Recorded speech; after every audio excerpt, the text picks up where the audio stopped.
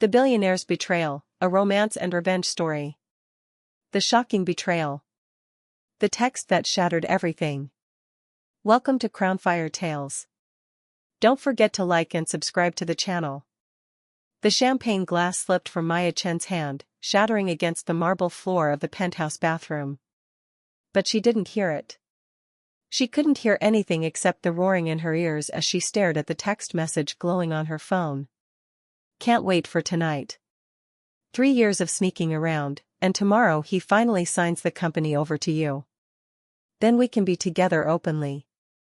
Love you, baby. V. The message wasn't to her. It was from her phone, sent an hour ago, while she'd been getting ready for tonight's charity gala. Except Maya hadn't sent it. Her fiancé, Derek Holloway, had grabbed her phone earlier, claiming his was dead. He'd sent this message to someone. Someone named V. Maya's hands trembled as she scrolled up through the conversation thread she'd never seen before. Messages deleted from her main screen but still stored in the cloud backup. Months of messages. Years, actually. Her sister's name appeared at the top of the thread, Vanessa Chen. The perfect life was a perfect lie. 24 hours earlier, Maya's life had been a fairy tale. At 26, she was engaged to Derek Holloway, heir to Holloway Industries, one of Manhattan's most eligible bachelors. Their engagement party had made the society pages. Their wedding, planned for next month, was already being called the event of the season. More importantly, her father, James Chen, founder of Chen Technologies, had finally agreed to make Maya CEO. For years, he'd hesitated, despite Maya's MBA from Harvard and her innovative ideas that had doubled the company's revenue. He'd always favored traditional succession through a son, and when Maya's mother died giving birth to Vanessa, he'd pinned those hopes on finding the right son-in-law. Derek had been perfect. Charismatic, business-savvy, charming. He'd courted James as carefully as he'd courted Maya. And it had worked. Tomorrow, at a private ceremony, James would sign over 60% of the company to Maya and Derek jointly, making them co-CEOs. Except now Maya understood. Derek didn't want her. He wanted her company. And Vanessa, her baby sister, the girl Maya had practically raised after their mother's death, had helped him plan it all. Confrontation at the gala. Maya's reflection stared back at her from the bathroom mirror. Her emerald gown, custom Valentino, clung to her curves. Her black hair was swept into an elegant updo. Diamond earrings, a gift from Derek last month, sparkled at her ears. She looked like a woman who had everything. She looked like a fool. The bathroom door opened. Vanessa walked in, stunning in a silver dress that left little to the imagination. At 23, Vanessa had always been the beautiful one, the charming one, the one who could make everyone in a room fall in love with her. Maya had never minded. She'd loved her sister fiercely, protected her, supported her through every failed business venture and broken relationship. "Oh, Maya, there you are," Vanessa said, touching up her lipstick. "Derek's looking for you. The auction's about to start." Maya studied her sister's face in the mirror. "Is he?"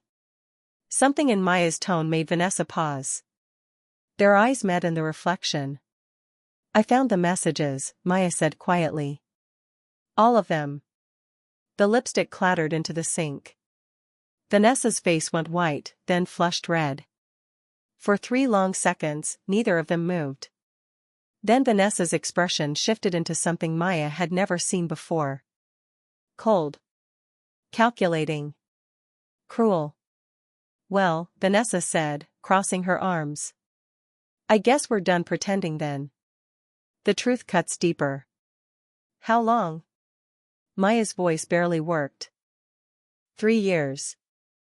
Vanessa examined her manicure, casual, like they were discussing the weather.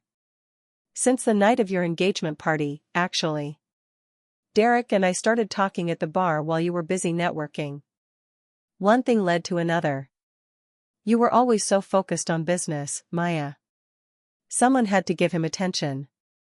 The words hit like physical blows. Maya gripped the marble counter to stay upright. You're my sister. Half-sister, Vanessa corrected. And let's be honest, Maya. You never really saw me as an equal, did you? You were always the smart one, the responsible one, Daddy's golden girl, even though he'd never admit it. I was just the pretty accident who reminded him of the wife he lost. That's not true. I love you.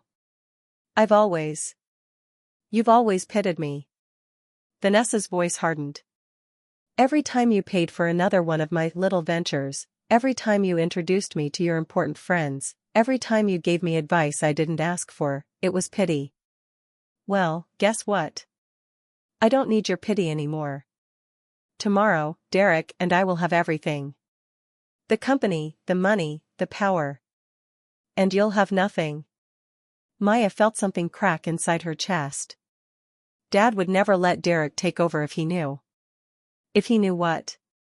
That his precious heir fell in love with someone else? That his eldest daughter couldn't keep her man? Vanessa smiled, vicious. Dad's health isn't what it used to be, Maya. His heart condition, the stress. If something were to happen after tomorrow's signing, well, Derek and I would be very sad. But we'd soldier on. Together. The threat was clear. They weren't just stealing her company. They were planning to push her father out, maybe worse. I'll tell him, Maya said. I'll show him the messages. Will you? Vanessa pulled out her own phone, tapping the screen. Before you do, you should know, we've been very careful. Every major decision you've made in the last 2 years? Derek documented your instability. The time you cried at the office after the Johnson merger fell through? Emotional breakdown. The weekend you were sick and missed that conference? Unreliable. That disagreement you had with the board about the expansion? Poor judgment. Maya's blood ran cold. We have doctors ready to testify that you've been under psychological strain, Vanessa continued. We have emails, altered just slightly, that make you look incompetent. We even have a recording of you at last year's Christmas party, drunk and rambling. You weren't that drunk, of course, but the video is very convincing. You planned this. Maya could barely breathe. All of it. Derek planned it. I just helped. Vanessa moved toward the door. Here's what's going to happen. Tomorrow, you're going to smile and stand next to Derek while Daddy signs over the company. You're going to marry Derek next month in front of everyone. And then, very quietly, you're going to step down as co-CEO due to health concerns. Derek will take over, I'll be his VP, and you'll get a nice quiet life somewhere far away with a generous settlement to keep you comfortable. And if I refuse? Vanessa's smile was ice. Then we'll destroy you and Dad both. We'll prove you're mentally unstable. We'll contest the transfer. We'll drag Chin Technologies through legal hell until the stock crashes. And your father's weak heart won't survive the stress. She paused at the door. Oh, and Maya? Derek never loved you. Not for a single second. Every kiss, every touch, every time he said your name, he was thinking of me. The door closed with a soft click. Maya stood alone in the bathroom, her perfect life in ruins around her, shattered like the champagne glass at her feet. A chance encounter. Maya didn't know how long she stood there. Minutes. Hours. Finally, she forced herself to move. She couldn't go back to the gala. Couldn't face Derek's lies or Vanessa's triumph or the hundreds of guests celebrating a union that was built on betrayal. She slipped out through the service entrance, her heels clicking on concrete as she emerged into the Manhattan night. The November air bit through her thin dress. She should call a car. Should go home. Should do something. Instead, she walked. She ended up in Central Park, shivering on a bench near the Bethesda fountain. The park was nearly empty this late, just a few joggers and one man sitting on the opposite bench, typing on a laptop. You know, designer gowns and hypothermia don't usually go together. Maya looked up. The man had closed his laptop and was watching her with concerned dark eyes. He was handsome in an understated way, probably in his early 30s, wearing jeans and a leather jacket. Not the type who usually spoke to women in evening gowns in Central Park. "I'm fine," Maya said automatically. "You're barefoot and crying." "That's pretty much the opposite of fine." He shrugged off his jacket and walked over, draping it around her shoulders before she could protest. "I'm Alex. And before you worry, I'm not a creep. I'm a private investigator, actually." He showed her a badge. "Alexander Torres, Torres Investigations." Maya pulled the jacket tighter. It smelled like leather and something woodsy. "Maya Chen." His eyebrows rose slightly. "The Maya Chen? Chen Technologies?" "Not for much longer," she said bitterly. "Ah." Alex sat down beside her, careful to keep a respectful distance. "Gala didn't go well?" And maybe it was because he was a stranger, or because she'd been holding everything in for too long, or because she had no one else to tell, but Maya started talking. She told him everything. Derek. Vanessa. The betrayal. The blackmail. The plan to destroy her and her father. Alex listened without interrupting, his expression growing darker with each revelation. "They've been thorough," he said when she finished. "But thorough people make mistakes. They always do. It doesn't matter. Tomorrow my father signs over the company. By Monday, I'll have nothing. Maybe." Alex pulled out a business card. "Or maybe you fight back." Maya stared at the card. "How?" "They have evidence, documentation, witnesses." "Fake evidence." "Which means real evidence exists somewhere." Alex met her eyes.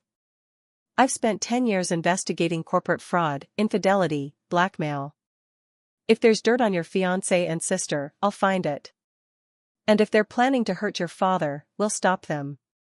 "Why would you help me?" "Because I grew up in foster care after my parents died in a corporate cover-up. Because I hate people who use family as weapons. And because," he smiled slightly, "you look like you're ready to burn the whole world down, and I'd like to help with that." For the first time in hours, Maya felt something other than despair. She felt anger. Clean, sharp, focused anger. "How much time do we have?" she asked. "Signings tomorrow afternoon?" 2 p.m. Alex checked his watch. 18 hours. "It's not much, but I've worked with less." He stood, offering his hand. "Question is, are you ready to fight? Because once we start this, there's no going back. Your sister and fiancé will know you're coming for them." Maya took his hand and stood. The borrowed jacket fell to her shoulders, and in her bare feet, she felt small and vulnerable. But inside, something fierce was awakening. "They took everything from me," she said quietly. "My trust. My family. My company. They threatened my father." Her voice hardened. "So yes. I'm ready to fight. And I'm ready to make them pay for every single lie." Alex's smile was sharp as a blade. "Then let's get to work. Your revenge starts now. Heartbreak and revenge. Racing against time." Alex's office was in a converted loft in Tribeca, all exposed brick and modern technology. Maya sat wrapped in a spare hoodie he'd given her while her Valentino gown hung surreally on a coat rack beside surveillance equipment. "Coffee?" Alex handed her a mug without waiting for an answer. "We're going to need it." 18 hours, Maya said, staring at the bank of monitors. "How is that enough time?" "It's not enough time to build a perfect case. But it's enough time to find leverage." Alex pulled up a chair, fingers flying across a keyboard. "Your sister and fiancé have been planning this for 3 years. That's a long time to hide an affair. Long time to fabricate documents. Long time to make mistakes." "What kind of mistakes?" "Money transfers. Hotel records. Deleted emails. Metadata on those doctored documents. Alex's screen's filled with data. I've got programs running searches now, but we need to be smart. What do you know about Derek's business dealings? Anything questionable? Maya thought back, her mind racing. He's always been careful. Almost paranoid about keeping things legal. Nobody's that clean. What about Vanessa? She's gone through money like water her whole life. I've bailed her out more times than I can count. Maya paused. Wait. 6 months ago, she started a luxury lifestyle brand. Claimed she had investors, but she never told me who. Alex's eyes sharpened. Where'd she get the capital? I don't know. She said it was a private investor who wanted to stay anonymous. Maya sat forward. But it never made sense. She'd failed at every business venture before. Why would someone invest in her? Because someone wanted her to succeed. Alex pulled up corporate records. What's the company name? Lux and Legacy. His fingers flew across the keyboard. Within minutes, he had the filing documents on screen. Incorporated 8 months ago. Initial investment, $2 million. Source listed as Holloway Holdings. Maya's breath caught. That's Derek's personal investment company. He gave your sister $2 million to start a business. Alex leaned back. But here's what's interesting. Look at the filing date. Maya looked. Her stomach dropped. That's 1 week after my father first mentioned making me CEO. Not a coincidence. Alex pulled up more records. And look at this. The business address for Lux and Legacy? It's a penthouse in Soho. He showed her photos from the building's website. Luxury 2-bedroom, $15,000 a month. Way above what a startup should be paying for office space. Unless it's not just office space, Maya said slowly. That's where they've been meeting. That's their love nest. And if they've been using company money for personal expenses, that's fraud. Alex was already pulling up bank records, moving through protected systems with ease that should probably alarm Maya but didn't. I need access to Derek's accounts. Do you have any passwords? We shared some accounts for wedding planning. Let me try. Maya pulled out her phone, accessing their joint account. Her hand shook as she typed. I'm in. What they found made her sick. Charges for jewelry she'd never received. Romantic dinners she'd never attended. Weekend getaways she'd never taken. All charged to accounts with her name on them, creating a paper trail of reckless spending. They were setting you up, Alex said grimly. Making you look unstable and irresponsible with money. It's perfect, Maya whispered. When I contested the transfer, they'd show Dad all of this. He'd think I'd lost my mind. But we know the truth now. And we can prove it. Alex downloaded everything, backing it up to encrypted drives. But this isn't enough. We need something bigger. Something that makes them back down completely. Breaking into the penthouse. What's the security like at that Soho building? Alex asked. Maya pulled up the building's website. Doorman, cameras, keycard access. Can you get us in? How? I'm not on the lease. Alex smiled. But your sister is. And I'm willing to bet she's not very careful with her things. Do you know where she keeps her spare keys? Maya did. Vanessa had hidden spare keys at their father's house for years, in the same spot since they were teenagers, inside the decorative vase in the guest bathroom. It was 2 a.m. when they arrived at the Chen estate. The house was dark, her father asleep. Maya's heart hammered as she let them in through the kitchen door, terrified of waking him. What would she say? How could she explain any of this? But they moved silently through the house, and 5 minutes later, they had Vanessa's keyring. The Soho penthouse was everything Maya expected. Modern, expensive, and decorated in Vanessa's signature style. But it was the personal touches that hurt. Photos of Derek and Vanessa scattered throughout. Her sister's clothes mixed with Derek's in the closet. A life built in secret while Maya planned a wedding to a man who'd never been hers. "Focus," Alex said gently, touching her shoulder. "We're looking for documents, laptops, anything they might have used to plan this." They split up. Maya took the bedroom while Alex searched the office. She found Derek's laptop in the nightstand, still open, and her hands shook as she went through his files. Emails. Hundreds of them. Plans laid out in detail. Derek and Vanessa discussing how to manipulate James Chin. How to isolate Maya from the board. How to document her every mistake. It was all there, evidence of a conspiracy that had consumed 3 years of her life. But it was the final email that made Maya's blood run cold. Subject: Final solution. Once the transfer is complete and we're married, we'll need to act fast. James's heart medication can be easily tampered with. A gradual increase in dosage, untraceable. He'll have a heart attack within 6 months, maybe sooner. Maya will be too grief-stricken to fight us for control. By the time she recovers, if she recovers, we'll have consolidated power completely. No one will question us then. They were planning to murder her father. "Alex," Maya called, her voice shaking. "You need to see this." Alex read the email, his face hardening. "This is it. This is enough to bury them. Conspiracy to commit fraud, conspiracy to commit murder, they'll go to prison for decades. We have to save my father."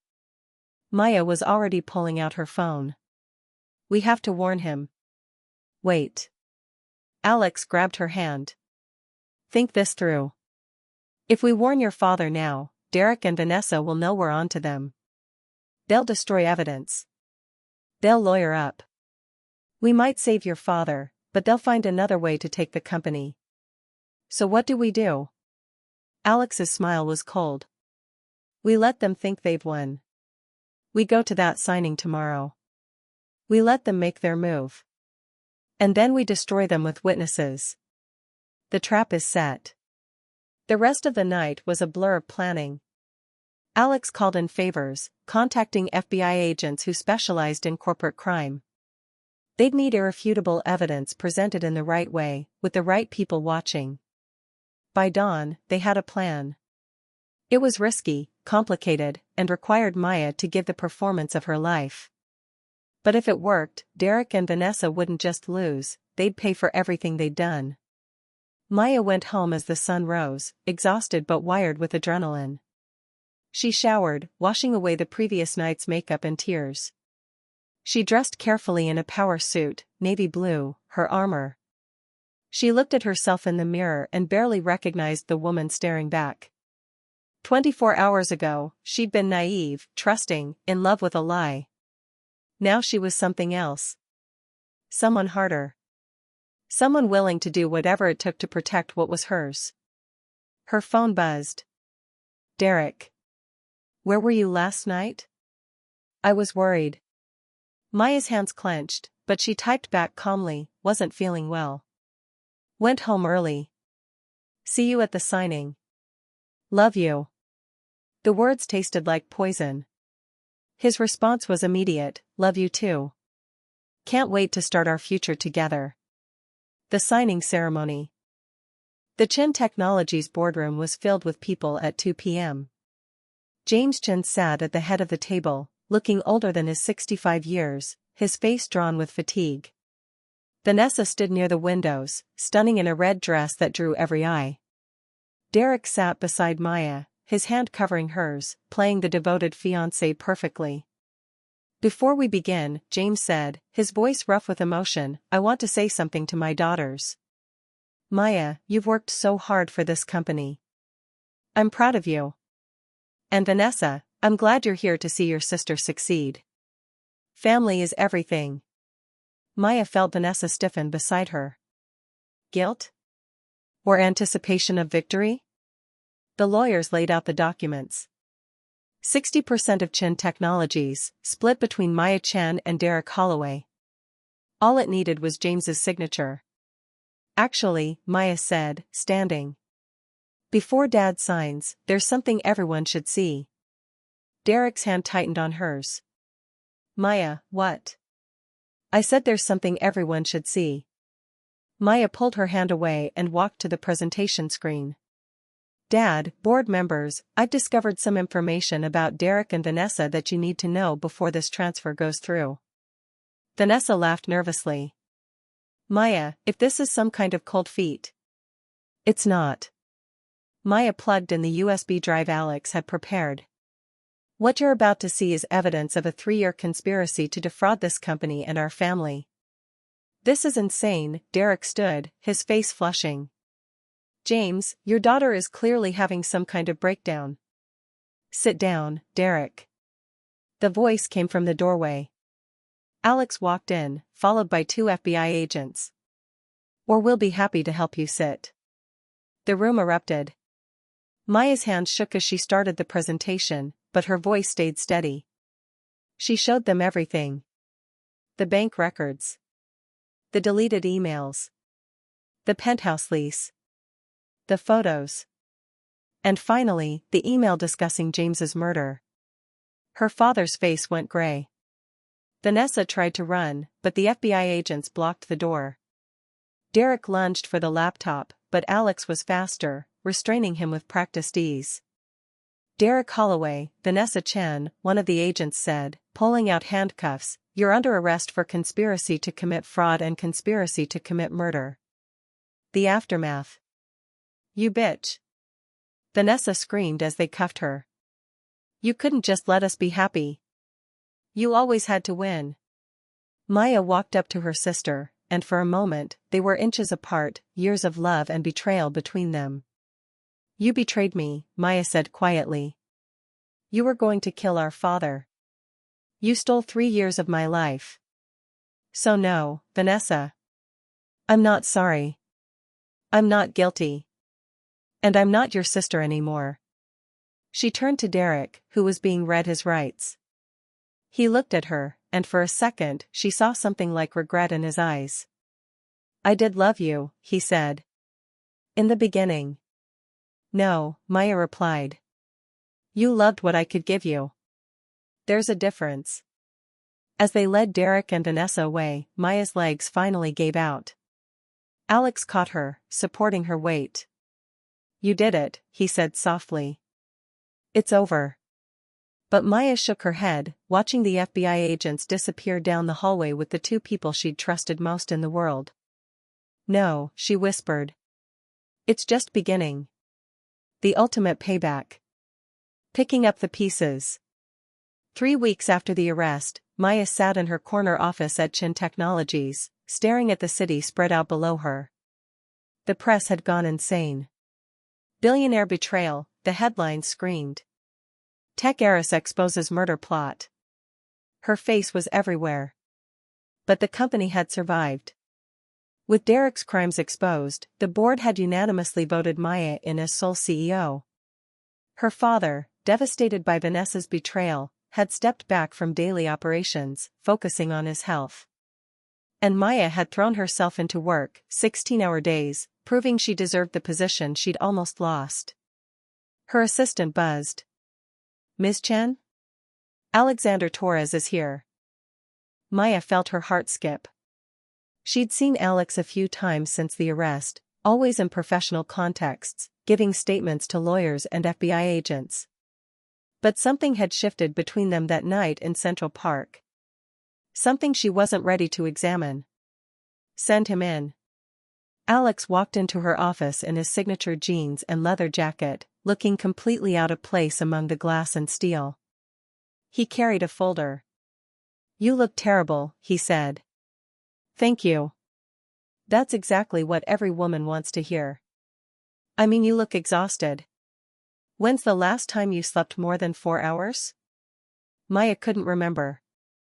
Is there a reason for this visit, Mr. Torres? Yes. He dropped the folder on her desk. The trial. Derek and Vanessa's lawyers are pushing for a plea deal. Reduced sentences in exchange for guilty pleas and restitution. Maya's hands clenched. No. They tried to kill my father. They deserve to rot. Agreed. Which is why I did some more digging. Alex opened the folder. Turns out, Derek and Vanessa weren't working alone. The bigger conspiracy. The documents Alex had found painted an even darker picture. Derek's uncle, Martin Holloway, was the secret architect of the entire plan. He'd been embezzling from Holloway Industries for years, and when his nephew discovered it, Martin had offered Derek a deal, help take over Chin Technologies, and they'd split the profits from both companies. Martin's been liquidating Holloway assets for months, Alex explained. He was planning to disappear to the Cayman Islands with about $50 million. Derek and Vanessa were going to take the fall while he lived like a king. How do we prove it? Already did. Alex pulled out his phone, showing her recorded conversations. I may have posed as a potential investor interested in helping Martin disappear. He was very chatty about his plans. Maya stared at him. You're terrifyingly good at your job. I've been told that before. Alex smiled slightly. The FBI is arresting Martin this afternoon. With his testimony, Derek and Vanessa won't get any plea deal. They'll face the maximum sentences. Justice. Finally. But Maya found she felt nothing. Just exhaustion and a bone-deep weariness. Thank you, she said quietly. For everything. Send me your final bill. Alex's smile faded. Maya. I mean it. You've done more than I could have asked. But I need to focus on the company now, on rebuilding everything they destroyed. Is that what you really want? To bury yourself in work until you forget what they did to you? What else is there? Maya's voice cracked. They took everything, Alex. My trust. My sister. 3 years of my life. I can't just move on like none of it happened. I'm not saying you should. Alex moved around the desk, and suddenly he was close, too close. I'm saying you shouldn't face it alone. Maya's breath caught. Alex. I know the timing is terrible. I know you just went through hell. But I can't stop thinking about you. That night in the park, the way you fought back, the way you refused to be a victim. He stopped, searching her face. Tell me I'm crazy. Tell me this is just trauma bonding and I'll walk away. Maya's heart hammered. She should tell him to leave. Should focus on work. Should protect herself from ever trusting anyone again. Instead, she kissed him. It was desperate and messy and tasted like tears she hadn't let herself cry. Alex's arms came around her, solid and real, and for the first time in weeks, Maya felt something other than anger and pain. She felt hope. The trial. 6 months later, Maya sat in the courtroom gallery, Alex beside her, as the jury foreman stood. In the case of the People versus Derek Holloway, on the charge of conspiracy to commit fraud, we find the defendant guilty. On the charge of conspiracy to commit murder, we find the defendant guilty. Derek's face went white. His lawyers immediately started talking, but it was over. The evidence had been overwhelming. The jury had deliberated for less than 3 hours. Vanessa's trial had been the week before, with the same results. Guilty on all counts. In light of the severity of these crimes and the defendant's lack of remorse, the judge said, I hereby sentence Derek Holloway to 25 years in federal prison without possibility of parole. Maya felt Alex's hand find hers. She squeezed it tight. As they led Derek away, he looked at her one last time. No regret in his eyes now. Just hatred. This isn't over, he mouthed. But it was. And Maya had won. Facing Vanessa. The hardest part came a week later. Maya had avoided visiting Vanessa in prison, unable to face the sister who'd betrayed her. But her father had asked her to go, had begged her to try to understand. I can't forgive her, Maya had told him. Don't ask me to. I'm not, James had said, looking older than ever.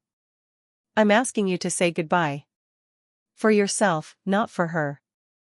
So Maya found herself in a federal prison visiting room, sitting across from Vanessa, who looked nothing like the glamorous woman who'd walked into that bathroom at the gala. Her face was bare, her hair pulled back, wearing a prison jumpsuit that washed out her complexion. "You came," Vanessa said. "Dad asked me to." "How is he? Do you actually care?" Vanessa flinched. For a long moment, neither of them spoke. Then Vanessa's composure cracked. "I'm sorry," she whispered. "I know you won't believe me, but I am. Not for getting caught. For what I did. For betraying you." "When did it start?" Maya asked. "When did you start hating me?" "I never hated you." Vanessa's voice broke. "That's the worst part. I loved you, Maya. You were my hero, my protector, my big sister. But loving you hurt because I could never be you. I could never be smart enough, successful enough, good enough. And Derek, he saw that. He used it. That doesn't excuse what you did." "I know. Nothing excuses it." Vanessa wiped her eyes. "I spent 3 years lying to you. I helped plan to murder our father. I tried to steal everything you worked for. And for what? A man who never loved either of us? Money I'm never going to spend? I threw away the only family I had for nothing." Maya felt tears on her own cheeks. "You broke my heart, Vanessa. You were my sister." "I know. And I'm going to spend the next 20 years living with what I did." Vanessa reached across the table, stopping just short of touching Maya's hand. "I don't expect forgiveness. I don't deserve it. But I need you to know that everything good I ever was, I learned from you. And everything terrible I became, that was my choice. Mine and Derek's. Not yours." Maya looked at her sister, really looked at her, maybe for the first time in years. She saw the little girl who used to crawl into her bed during thunderstorms. The teenager who'd cried on her shoulder after her first heartbreak. The woman who'd stood beside her at their mother's grave. All of it real. And all of it gone. "Goodbye, Vanessa," Maya said, standing. "Maya, wait." But Maya was already walking away. Some things couldn't be fixed. Some betrayals cut too deep. And sometimes, the only way to survive was to let go. New beginnings. 1 year after the arrest, Chin Technologies launched its biggest product yet, a revolutionary AI system that Maya had spent months developing. The launch party was smaller than the charity gala had been, more intimate, just close friends and trusted colleagues. Maya stood on the balcony of the launch venue, watching the city lights, when Alex joined her. "You did it," he said. "Forbes called it the innovation of the decade." "We did it," Maya corrected. She'd hired Alex 6 months ago as head of corporate security. His investigative skills had been invaluable in rooting out the remaining corruption Derek had left behind. But that wasn't why she kept him close. "Your father looks good," Alex said. James was inside, laughing with board members, his health much improved. "He's getting better. Therapy helps. We both go twice a week now." "And you? How are you really?" Maya considered the question. A year ago, she'd been broken, betrayed, drowning in pain. Now? She was stronger. Harder in some ways, but softer in others. She'd learned to trust again, carefully, starting with Alex. She'd learned that survival meant more than just enduring. It meant building something new from the ashes. "I'm okay," she said. "Some days are harder than others. I still have nightmares sometimes, still flinch when someone gets too close. But I'm okay." "Just okay?" Maya turned to him, this man who'd helped her reclaim her life, who'd stayed through every breakdown and triumph, who'd somehow become her partner in every sense of the word. "Better than okay," she amended. "I'm happy. For the first time in years, I'm actually happy." Alex pulled her close, and Maya let herself lean into him, let herself feel safe. "I love you," he said quietly. "I know it's been fast, and we probably should have waited longer, but I love you. And I need you to know that." Maya's heart swelled. "I love you too. Even though you're terrible at making coffee and you hacked into my company's servers without permission. In my defense, I was saving your life." "Still illegal." "Are you going to arrest me, Miss CEO?" Maya laughed, the sound free and genuine. "Maybe later. Right now, I have a party to get back to." But she didn't move. Neither did Alex. They stood together on the balcony, the city spread out before them like a promise of everything that was still to come. 6 months later, full circle. The Chin Technologies boardroom looked different now. Maya had redecorated after taking over as CEO, removing every trace of the betrayal that had almost destroyed everything. New furniture, new art, new energy. Today, the room was filled with reporters and cameras. Maya stood at the podium, confident in a sharp black suit, her hair styled professionally, every inch the powerful CEO she'd become. "Thank you all for coming," she began. "Today, I'm announcing the Chin Foundation, a nonprofit dedicated to helping victims of corporate fraud and family betrayal. We'll provide legal assistance, counseling, and financial support to those who've lost everything to the people they trusted most." The cameras flashed. Questions flew. But Maya kept her composure, answering each one with practiced ease. After the press conference, her assistant handed her a message. "This came for you." Marked urgent. Maya unfolded the paper, and her blood ran cold. "Congratulations on your success. Prison gives me lots of time to think, to plan. You took everything from me, Maya. Soon, I'll return the favor. See you on the outside. D. Derek." Even behind bars, he was still trying to control her, still trying to make her afraid. Maya crumpled the note and threw it in the trash. "Ms. Chen," her assistant asked. "Is everything okay?" Maya looked at the message in the garbage, then at the window overlooking the city she'd fought so hard to keep. "Everything's perfect," she said. "And if Derek Holloway thinks a threatening letter is going to break me, he clearly hasn't been paying attention."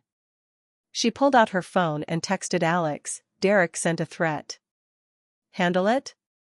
His response was immediate, "Already on it." "Also, dinner tonight?" "I'm thinking Italian." Maya smiled. "It's a date. But you're cooking." "I'll order takeout and pretend I made it."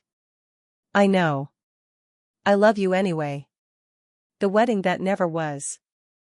1 year later, on what would have been her wedding day to Derek, Maya stood in a very different venue. Not a lavish ballroom, but a small garden behind her father's estate, surrounded by 30 people who actually loved her. She wore a simple ivory dress, her hair loose around her shoulders. No diamond earrings, no designer gown, no performance. Just Maya, finally herself. Alex stood at the altar in a suit that actually fit him, looking nervous and happy and completely real.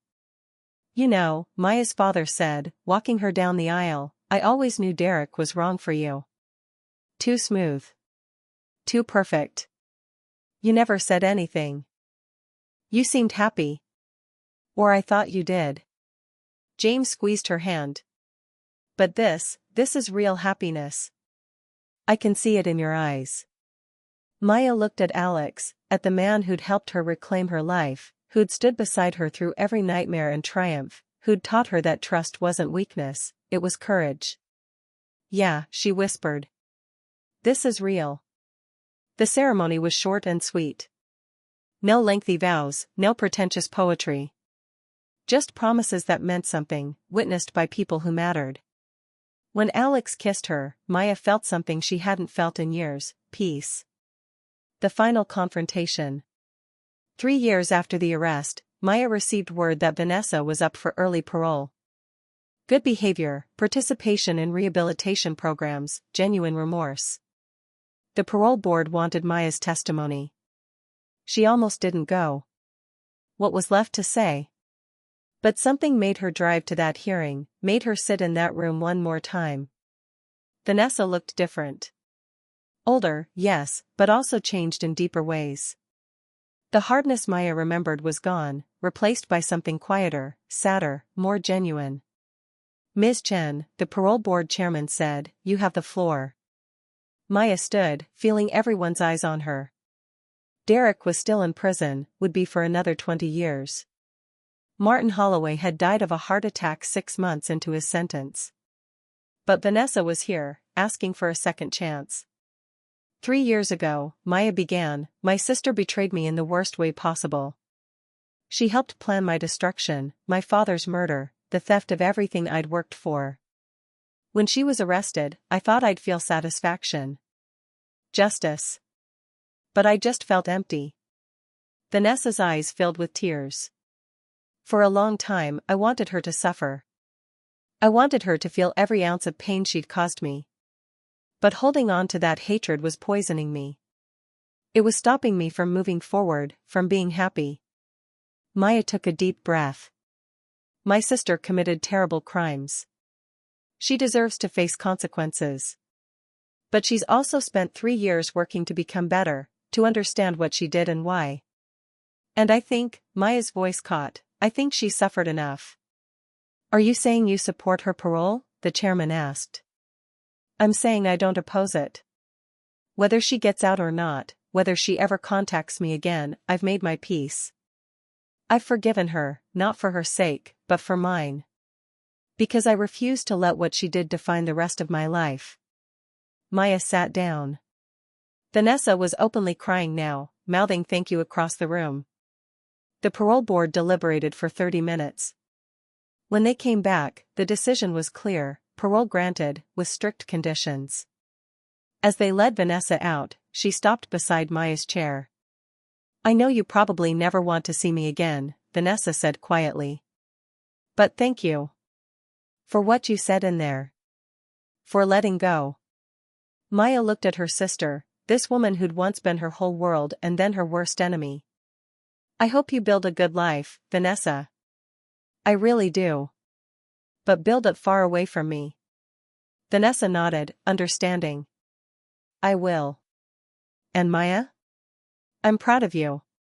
Of everything you've become. I always was, even when I was too jealous to admit it. Then she was gone, walking toward a second chance she didn't deserve but might finally be ready for. 5 years later, true victory. Maya Chen stood on the stage at the Tech Innovation Summit, accepting the Entrepreneur of the Year award. Chen Technologies had tripled in value under her leadership. The Chen Foundation had helped over 10,000 victims of corporate fraud. And Maya had become one of the most respected CEOs in the industry. But none of that was why she felt like she'd won. She'd won because she was happy. Because she'd survived betrayal and come out stronger. Because she'd learned to trust again, to love again, to build a life that was truly hers. As she gave her acceptance speech, Maya caught sight of Alex in the audience, holding their 6-month-old daughter. Their daughter, who would grow up knowing her mother was strong, knowing that survival meant more than endurance, it meant thriving. Thank you, Maya said to the crowd. But this award isn't just mine. It belongs to everyone who's ever been betrayed, knocked down, told they weren't good enough. To everyone who got back up anyway. To everyone who chose to fight instead of surrender. The crowd erupted in applause. Later, in the car going home, Alex adjusted their daughter's blanket and said, "That was one hell of a speech. I meant every word. I know you did. That's why I love you." He paused. Have you heard? Derek's appeal was denied. He's serving the full sentence. Maya nodded. She'd stopped following Derek's case years ago, stopped letting him occupy space in her mind. He was her past. This, her husband, her daughter, her company, her life, this was her present and future. Good, she said simply. He can't hurt anyone else now. And Vanessa? Maya had heard through her father that Vanessa was working as a counselor for at-risk youth, using her story to help others avoid her mistakes. They'd never spoken again after the parole hearing. Maybe they never would. Some bridges, once burned, couldn't be rebuilt. And that was okay. She's living her life. I'm living mine. Maya looked at her daughter, sleeping peacefully. And mine is pretty damn good. Alex reached over and squeezed her hand. Yeah, it is. As they drove through the city, Maya thought about that night in Central Park 5 years ago. The night her perfect life shattered. The night she met Alex. The night everything changed. She'd thought that night was her ending. Her destruction. But it had been her beginning. And what a beautiful beginning it had turned out to be. Epilogue, 10 years later. The invitation arrived in a plain envelope, no return address. Maya almost threw it away without opening it, but something made her pause. Inside was a single card, handwritten. To Maya. I'm getting married. I don't expect you to come, and I'll understand if you throw this away. But I wanted you to know that I found someone who helps me be better. Someone who sees the worst parts of me and loves me anyway. I wanted you to know that the therapy worked. The rehabilitation worked. I'm not the person I was 10 years ago. I wanted you to know that I think about you every day. About what I did. About who we used to be. And I wanted you to know that you were right, back at the parole hearing. You refused to let what I did define your life. And watching you succeed, watching you thrive, taught me that I couldn't let it define mine either. Thank you for the lesson. Thank you for the forgiveness. Thank you for letting me go. I hope you're happy. You deserve to be. Vanessa. Maya stood in her home office, the invitation trembling in her hands. Through the window, she could see Alex teaching their daughter and their 5-year-old son to ride bikes in the driveway. Laughter floated through the open window. She looked at the invitation for a long moment. Then she pulled out a card and wrote. Vanessa. Congratulations on your wedding. I won't be attending, but I wish you well. I'm glad you found someone. I'm glad you've changed. I'm glad you're building a life that makes you proud. We'll never be sisters again. That's a loss we both have to carry. But I can be grateful that you found peace, even from a distance. Be happy. That's the best revenge either of us could have asked for, not suffering, but happiness. Maya. She sealed the card and addressed it. As she placed it in the outgoing mail, Maya felt something release in her chest. The last piece of anger, the final thread of pain. She'd won. Not because Derek was in prison. Not because Vanessa had suffered. Not because she'd saved her company or become successful. She'd won because she'd refused to become bitter. She'd refused to let betrayal destroy her capacity for trust, for love, for joy. She'd won because she was happy. And that was the ultimate payback. The end.